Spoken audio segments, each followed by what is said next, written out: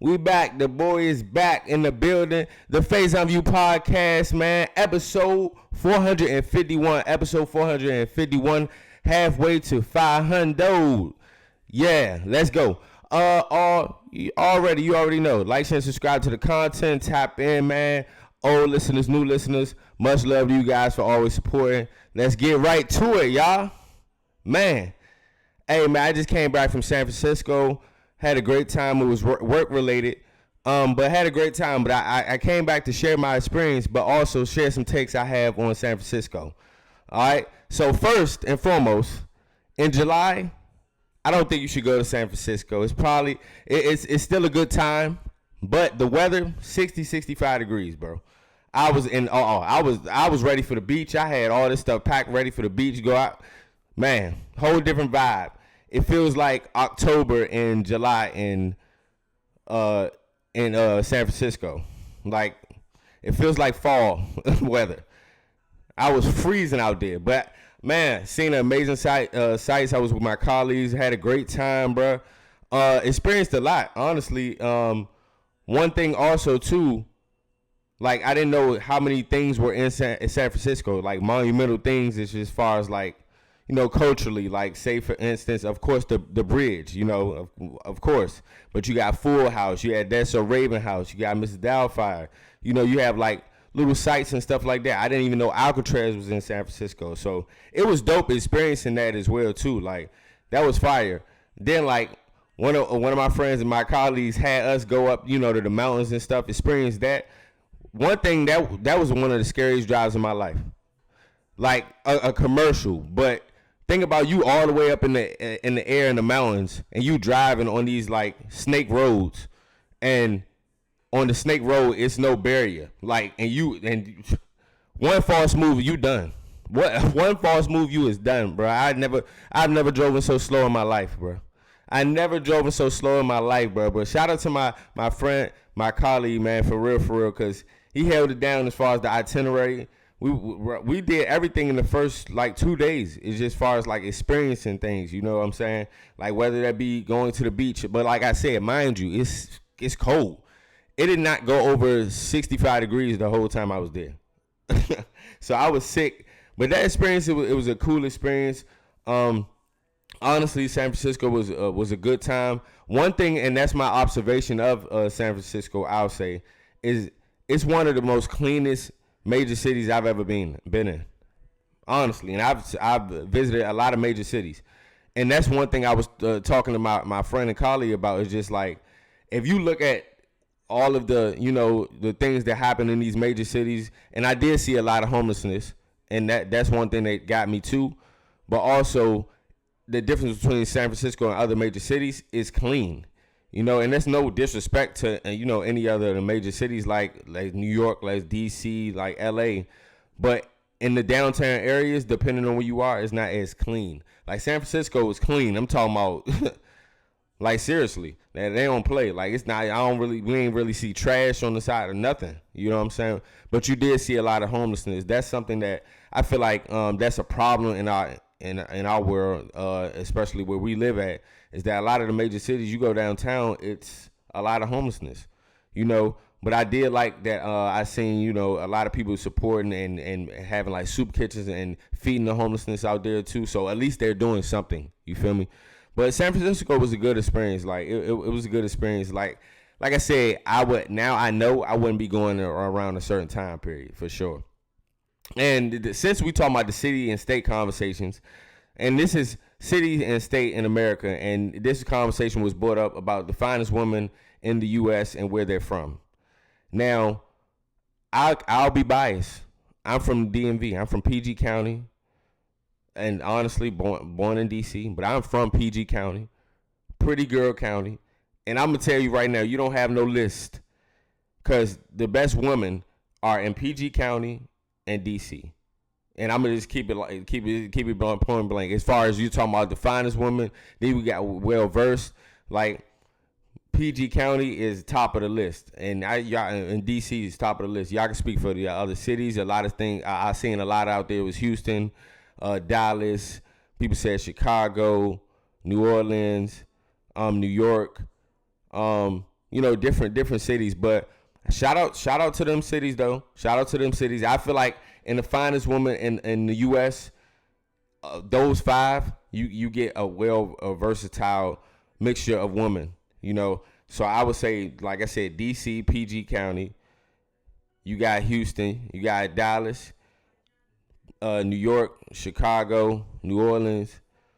Shout out to them though. But I seen lists. I'm like, you can tell when certain lists are made by certain people. Let's just call it what it is. You can tell when certain lists is made by certain people. Cause ain't no, I feel like, and there's no disrespect to LA. I'm so like, as far as women, they might have fine women out there, but as far as like, I just think because California is so big and LA is so big, okay, it's kind of like we just put them in there just to put them in there. But I think these other cities that may be low key, that people say Detroit, it's like, shout out to all these cities though, but yeah, you don't have no finest woman or best woman list if you don't have DC or PG County. Come on now. Like I'm a shout out for my people out here for that. Like it's ain't no debate in that one. I have many questions about this next topic, y'all. SeaWorld. I don't know what's going on. I have many questions. First of all, my first question is, well, not question. I was lost. I didn't know it was a SeaWorld in San Diego. That was new to me. Second is, where are the animals and the sea animals? Because they throwing concerts every day. I ain't mad at it. But if I came there with my kid and I hear all ski, I'm be like, I might dance a little bit, but I'm like, all right, this is a little wild. It's a little wild. They got a whole daggone Millennium Tour going on at SeaWorld right now. The lineup is crazy. Yin Yang Twins, Soulja Boy, Trainer, Bow Wow. I'm like, God, where are the animals? They out here having concerts. Soulja, bro, they out here having concerts out that joint. Now, I wouldn't be opposed to going, but I'm still wondering where the animals at. SeaWorld got that bag. I can tell you that. SeaWorld got that bag because they just pulling out acts. And then the third thing is that's my question there too. Is it only? I ain't making a race, but is it only black acts? Because I seen the lineup. They got the '90s set. They got the Yin Yang Twins, Soulja Boy. They got the whole millennial lineup and the throwbacks. But hey, look here. If it's a good time, it's a good time. But I'm still wondering where these sea creatures is at. The whales, the dolphins. Like I said, I'm just finding out SeaWorld. It's a SeaWorld in San Diego. Like, and that's another thing too. Like with traveling to different states and going different places, you start to realize like certain things that you can relate to, but also that's just totally different from where you from. That's kind of the great thing about traveling. Like you can, and when I was in San Francisco, like looking at you go down the street, it's beaches everywhere. Mountains like as tall as the sky, a different type of experience. And also too, to piggyback off my San Francisco experience, bruh, when I'm telling y'all, I took a ferry, and we kind of did a lap around like where Alcatraz, the bridge is. You got the Oakland Bridge, and where Oakland is, it's like a lap. Man, them tides out there, that's why I say don't play with the ocean. Don't even think about playing with the ocean. Because you fall in one of them tides, it's all she wrote. I don't care how good you can swim either. I don't care how good you can swim. It is done from there. Because we was going on the tide. But I say that to say with the bridge, of course, the infamous Golden Gate Bridge, man, when I'm telling you, I drove on the bridge and went under on the ferry. Man, bro. The tides, the fog, just the energy around it. Oh yeah, you mess, man. Man, get your issue for real. But it was an experience that was that was like a bucket list experience to drive on that bridge, and it wasn't as bad as as it seems it will be, because it's not the biggest bridge in America. I definitely probably think it is, but the scariest. And I bring up to say the Bay Bridge, and I was telling my colleagues that, and from around this area, the Bay Bridge going towards Delaware. Oh My God. Play with the Bay Bridge if you want. Scariest bridge I've ever been on my life. It doesn't feel secure. It don't, bruh. And then people be driving insane on there. It's accidents all the time on that bridge. That's one of the scariest bridges ever, bro. I don't know what it is about it, and it's the infrastructure of it. It don't feel stable, bro. Every time I'm on that joint, I get shook, and I'm appalled that the Golden Gate Bridge that was easier to drive and felt more comfortable than the Bay Bridge, man. Boy, you play around. Play around with that bridge going towards Delaware. I'm telling you, get upper room. Upper room. People done fell off that. No. Hell nah. Stay out that water, bro. Stay out that water. And, pop up to SeaWorld because you going to see, you got a concert out there. For real. And based on the acts, I ain't going to be opposed to it, but I'm still going to be wondering where the animals at. I know Peter over here, but trying to make a call. For real. Hey, man, shout out to the Clipse, man. This new album and their rollout was amazing, bro. Like, 10 for 10 album for me. Like, I love how it was only 12 to 13 songs. Very concise album. Well-produced album. Pharrell went crazy on there. Miles, Pusha T, they went crazy on there. They did their thing. From the storytelling, from the first song, heartfelt song talking about their parents. It was like, bro, that really made me, off of the first song, made me intrigued about what I was going to hear next. And they didn't disappoint. And this rollout has been legendary. I ain't going to hold you. I done seen them everywhere, performing, podcasts, all that. But the rollout has been amazing. Then seeing them on Tiny Desk, performing their classics. And it's just good to see also, too, Miles, bro. Like, in the journey he's been through. But it's impressive for him to just come back and be you could say possibly even be better than when he was. Like, and to drop this album, this is a 10 for 10 album, bro. Like, from the production, from the raps, from the lyrics, they did their thing, bro. Like, they did their thing. And one thing I do see a trend of is that a lot of these, legacy acts, a lot of these rappers from the late 90s, early 2000s, and the millennials, they still doing their thing. You feel me? I feel like that cliche rap is a young man's. I don't subscribe to that. And honestly, in other genres, they don't even talk about that. So while only in rap and hip hop we try to give a ceiling on how old a person is. It doesn't matter. As long as you continue to age well with your music and you can relate to a certain audience, do your thing. Because that's what I see a lot nowadays. The older legacy acts are the best acts still. Even today, like, you think about the Drake, you think about Future, Kendrick, J. Cole. Like, all of them are, late 30s going into 40s. You feel me? And then you go beyond that and you go into the millennials and you talk about, like, all the rappers that are still doing it well now. Like, Jadakiss, Fabulous. Like, the list goes on. You feel me? Like, it's amazing. It really is, bro. You got a lot of these acts out here that, it's not a barrier based on the age, and they still dropping top tier music. So shout out to the Clipse, bro, for real, because we in 2025 and we listening to a Clipse album that's fire, 10 for 10. You feel me? Like, shout out to them, bro. I will give them their respect in that, because I feel like that's a well needed album as well too. That's something that, a lot of us need to hear as well too, just as far as just bars, just real rap, hip hop music. You feel me? Like, get them that kudos. Like, I'm here to get their flowers too. Man, Uno, bro. Uno now about to be implemented in the casinos. It's about to be in the casinos. I already know it's about to be 100 fights a night. 100 fights a night, because, man, Uno don't even know the rules of Uno to this day. Now, let me break this Uno down for you guys. It should be just simple as this, bro. Colors and numbers, bro. It's just simple, bro. You feel me? We just play the standard way. No doubles. You put a draw 2 on a draw 2. You put a draw 4 on a draw 4. You don't put a draw 4 over a draw 2. People do play that way. Like, you don't do that. If it's a wild, Let the wild be the wild. You can change the color. All this new age stuff, swap hands. No, we're not doing none of that. Let's keep it simple. Keep it standard. You feel me?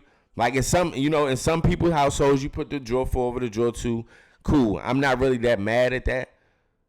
But like for y'all that be doing the most doubles, triples, the 1, 2, 3 ladder numbers, look, if it's a red 5 and I have a yellow 5, throw out the yellow 5.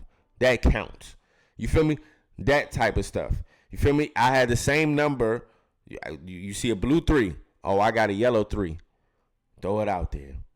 None of that. Oh, it's a yellow 3. Let me throw out a yellow 2. No. Let's stop it right there. And also, too, it's no reneging in Uno. If you have the color in your hand that matches what's on the table and what's out there, you throw that down. Now, if you have a wild, you can throw that down as well. Outside of that, cut it out. And people do get mad at Uno about people that save the draw or save the wild for the last card. Look, that's strategic to me. Now that in the rule book, I don't look. That's fine. It's good in that regard. So the rules of Uno should be simple and standard. But Uno in the casinos, I'm gonna be there for that. I ain't gonna lie. Cause I ain't saying I'm trying to get in the fight, but I'm trying to get this money. My luck in Uno is good. My outfit look like Uno. Come on now. I does this. We here with the Uno. Y'all let me know how y'all play Uno in the chat. For real, do y'all put a draw 4 over a draw 4? Cool. Got it. You put the wild out. You know, we do cut, like if it's a yellow reverse, you know what I'm saying, and you have a red reverse and it's on you, then you could throw that out. With a skip, same thing with a skip, blue skip. Got another color skip. You feel me? Keep it standard. People be doing too much. You cannot put a draw 2 over a draw 4 in any world. I've been played with people that have tried to do that, and it got hectic real quick. So yeah, man, Uno being done in the casinos, they gonna make hella bread off of that for sure. But hey, look here, I'm about to be at the local casino. That Uno come out, it's gonna be wartime. In other news, man, former NFL player Teddy Bridgewater suspended as a head coach for paying for players' Uber rides and meals. Ridiculous, bro. This is ridiculous. You have a quarterback that's coming back to his community, doing something great for the community. They just won states. He's pouring his love to these kids that look up him as a role models, leading the next generation, doing a great thing.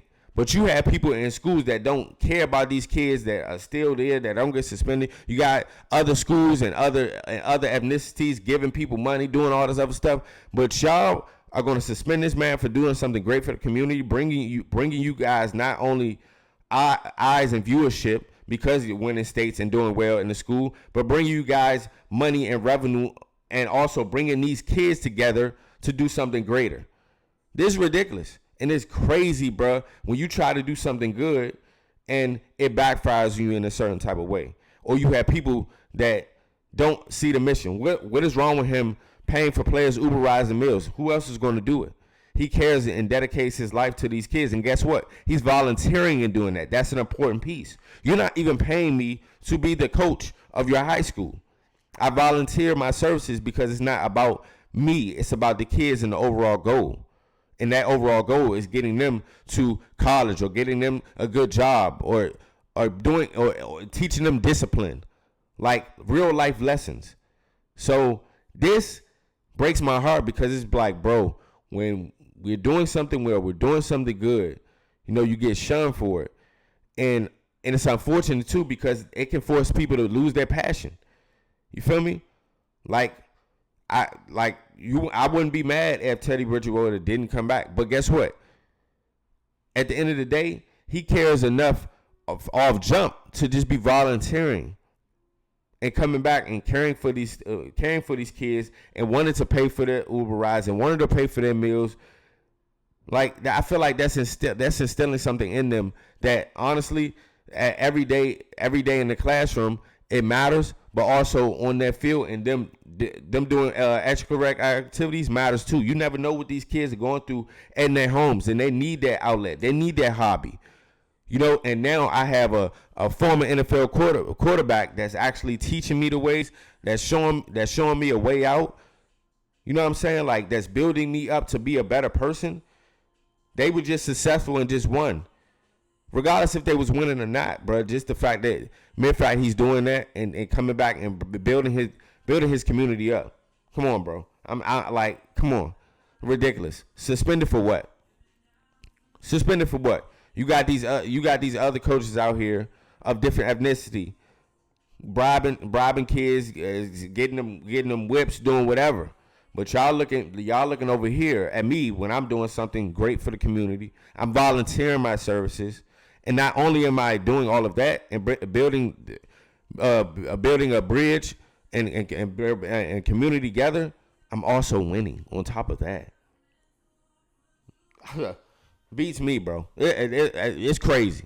It is crazy out here. And what's even crazier, y'all, a crazier situation than this is the CEO from one of the largest tech companies in the world caught cheating with his head of HR, and both of them are married. Y'all bold as hell. Excuse my language, but y'all bold.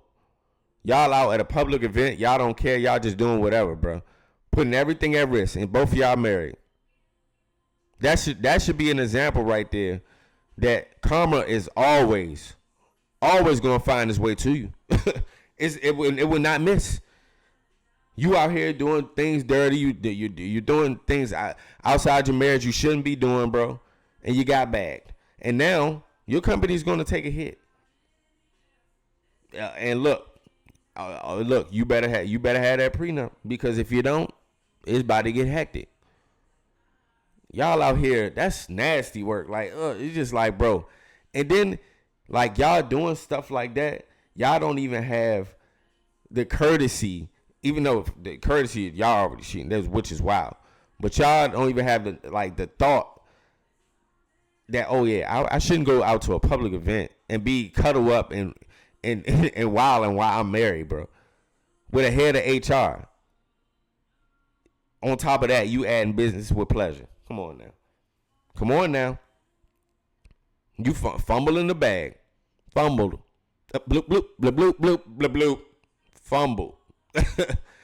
Because now you don't know what's going to happen, and your company can take a hit. It just things become a liability because you put yourself in this position. And it should be like, people, hey, bro, y'all out here trying to do slick things. You trying to keep it secret, bro. So what's in the dark will always come to light. And that's a fact. So getting your karma in that, bro. And then what surprised me was the reactions of a lot of the people around him. Like, you had the girl beside him, like, I told you this was a bad idea. I told you. she was there, bruh, giggling, because she knew. I told you, sis. You out here wilding, doing whatever out here. You feel me? Like, nah, bro. Absolutely not. Man, if I'm the husband, oh my goodness. Bruh just fell into Walmart. Because the crash out I'm going to have behind that is oh my goodness. I'm going to have to right my wrongs, boy. Because I'm about to go off. It's going to be a problem. Like, well, that's crazy and mad disrespectful. Like, you know how mad disrespectful that is, bro? You out here married, and you out here in the public cuddle up with somebody had work. Upper room in Jesus. Boy, it'll get crazy out here. It'll get crazy. My hot take for today, y'all. My hot take for the day. Just because you have money doesn't mean you know how to dress. I'm gonna just call it what it is. Just because you have money does not mean you know how to dress, bro. I done seen too many people that wealthy, rich, that can dress for a dime, nothing. Just putting clothes together, and that's the thing of today. Just putting expensive clothes together don't mean it's a fire outfit. People don't really understand or know fashion out here, and that's fine. But don't be trying to put on the front just because you have money, you can flaunt money, don't mean you can dress. Like, that's definitely a hot take. Me and my boys talking about that because we always used to go like thrift shopping, like get starter jackets, get snapbacks, like, and honestly, based on what you get and the material of it, like if it's good material, doesn't matter the cost of it. And also, if you know how to dress, doesn't matter the cost. If you know how to put your clothes together and do what you do, like, you don't need a certain dollar amount to do that. For real. I'm telling you, bro. Like, the thrift store used to be the clutches, bro. Clutches when I ain't had much. What you talking about? I'm going to get a snapback, starter jacket, throwback hoodie, whatever. Feel me? Like, if you know how to dress and put that on, you know how to dress and put that on. But yeah, that's my hot take. Because I see a lot of people, a lot of celebrities, a lot of people just in general be wearing designer and be looking tacky. You know what I'm saying? Or it just don't go well. You feel me? Like, you just trying to throw that on because of the name and the value of the name. You feel me? Like, don't let the clothes wear you. You wear the clothes. You feel me? Like, so that's my thing on that. That was my hot take for the day. All right, y'all. Let me know. Would you rather be a disciplined person or a motivated person? For me personally, I think discipline, because within discipline, that would instill me to be more motivated in whatever I'm doing. Like, just discipline in everything. Waking up in the morning, like doing simple things like that the everyday thing. You feel me? But just being disciplined in that. Like, knowing that I have to do this at a certain time, do this at a certain time. You feel me? Like, how I move, how I react to people, like my manners, like just discipline. I feel like discipline goes a long way. And I feel like discipline is more important than being motivated. And also, I feel like it you being disciplined ties in with being motivated.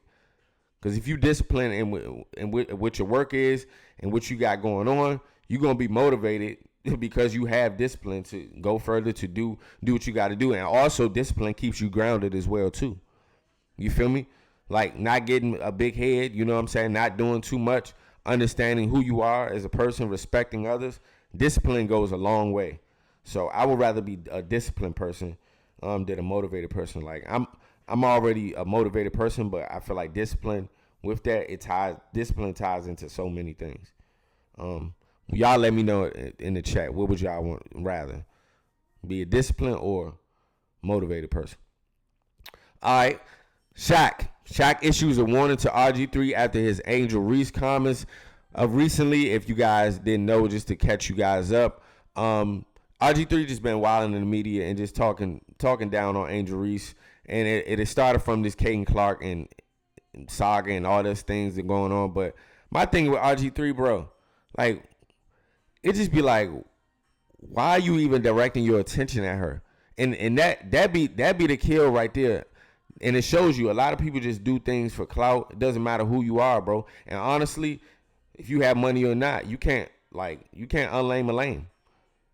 And RG3 played for my Washington. I'm a diehard fan. Shout out to what he did here.